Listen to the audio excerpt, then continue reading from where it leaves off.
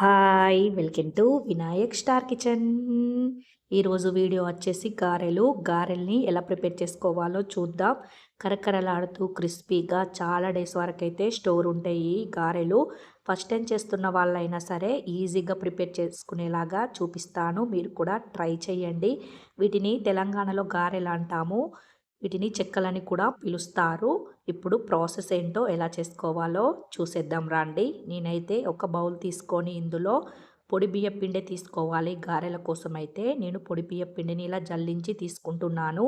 ఆ తర్వాత ఇందులో 2 టేబుల్ స్పూన్ల కారం, ఆ తర్వాత 2 టేబుల్ స్పూన్ల సాల్ట్ వేసుకుంటున్నాను. ఆ తర్వాత చిటికెడంతా పసుపు కూడా వేసుకుంటున్నాను. పసుపు అనేది మీ ఆప్షనల్. నేనైతే కొంచెం కలర్ కోసం వేసుకుంటున్నాను. ఇప్పుడు ఇందులోనే శనగపప్పు అలాగే పెసరపప్పు తీసుకుంటున్నాను. నేనైతే అన్ని పొడివే తీసుకుంటున్నాను. మీకు కావాలంటే ఒక 30 మినిట్స్ లేదా ఒక 15 మినిట్స్ నానబెట్టుకొని కూడా వేసుకోవచ్చు. ఇప్పుడు ఇందులోనే 3 టేబుల్ స్పూన్ల నువ్వులు వేసుకుంటున్నాను. మీరు కావాలంటే బొబ్బరపప్పు కూడా వేసుకోవచ్చు, పల్లీలు కూడా వేసుకోవచ్చు. ఇప్పుడు ఒక చిన్న రోల్ తీసుకొని ఇందులో 1 టేబుల్ స్పూన్ ధనియాలు, 1 టేబుల్ స్పూన్ జీలకర్ర, ఇందులోనే ఒక 5, 6 వెల్లుల్లి రెబ్బలు వేసుకొని ఇలా కచ్చపచ్చగా దంచుకోవాలి. మీ దగ్గర రోలు కనుక లేకపోతే మిక్సీ జార్లో కూడా ఒకసారి గ్రైండ్ చేసుకొని ఇలా కచ్చపచ్చగా గ్రైండ్ చేసుకొని వేసుకోవాలి.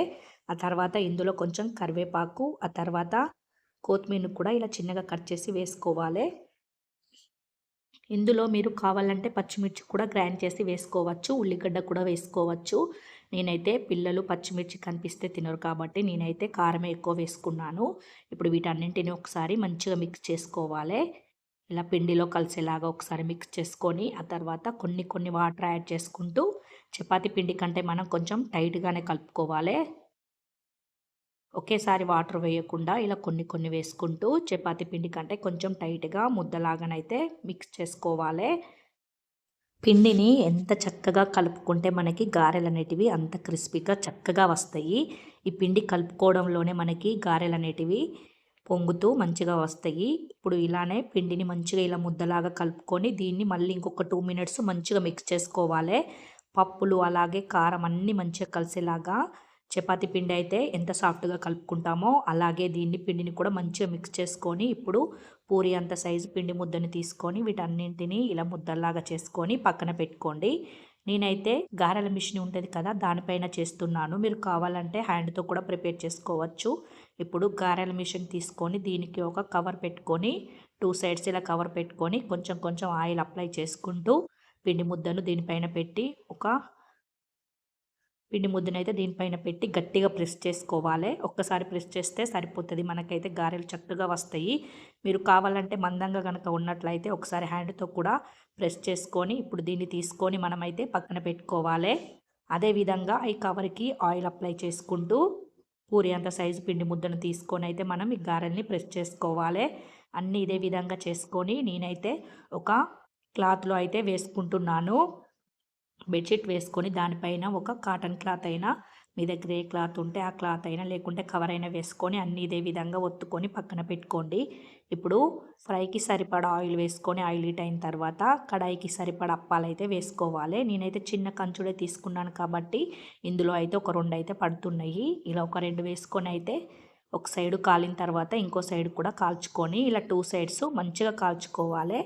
చూడండి మనకి గారెలు అయితే ఎంత చక్కగా పొంగుతున్నాయో ప్రతి ఒక్క అప్ప పొంగుతూ వస్తాయి. పిండిని మనం కలుపుకోవడంలోనే ఉంటుంది. అదేవిధంగా మిగిలిన గారెలన్నింటినీ కూడా ఇదే విధంగా చేసుకోవాలి. పిండి మనకి ఎక్కువ లూజు కనుక కలుపుకున్నట్లయితే గారెలు అయితే మనకు పొంగవు, అలాగే మెత్తగా వస్తాయి. ఇలా నేను చూపించిన విధంగానైతే చపాతీ పిండి కంటే కొంచెం మందంగానే టైట్గా కలుపుకుంటేనే మనకి గారెలు అనేటివి పొంగుతూ క్రిస్పీగా వస్తాయి.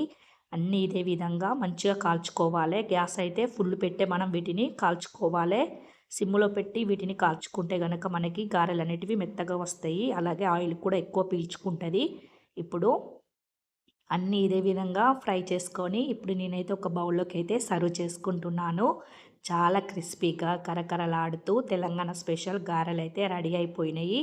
ఇప్పుడు వీటిని పూర్తిగా చల్లారిన తర్వాతనే మనం ఒక డబ్బాలో వేసుకొని స్టోర్ చేసుకుంటే క్రిస్పీగా ఉంటాయి. వేడి మీద ఉన్నప్పుడే వేసి మనం మూత పెడితే కనుక ఇవి మనకి పూరిలాగానైతే మెత్తబడిపోతాయి. చూడండి క్రిస్పీగా ఎంత చక్కగా వచ్చాయో. ప్రతి ఒక్క అప్ప పొంగుతూ చక్కగా వస్తాయి. ఇలా నేను చెప్పిన టిప్స్తో మీరు కూడా ట్రై చేయండి. ఈ వీడియో మీకు నచ్చినట్లయితే సబ్స్క్రైబ్ చేయడం, లైక్ చేయడం, మీ ఫ్యామిలీ మెంబర్స్తో షేర్ చేయడం మాత్రం అస్సలు మర్చిపోకండి. ఇప్పుడు నేనైతే ఒక డబ్బాలో వేసుకొని అయితే మూత పెట్టుకొని స్టోర్ చేసుకుంటున్నాను. Thank you for watching. Bye.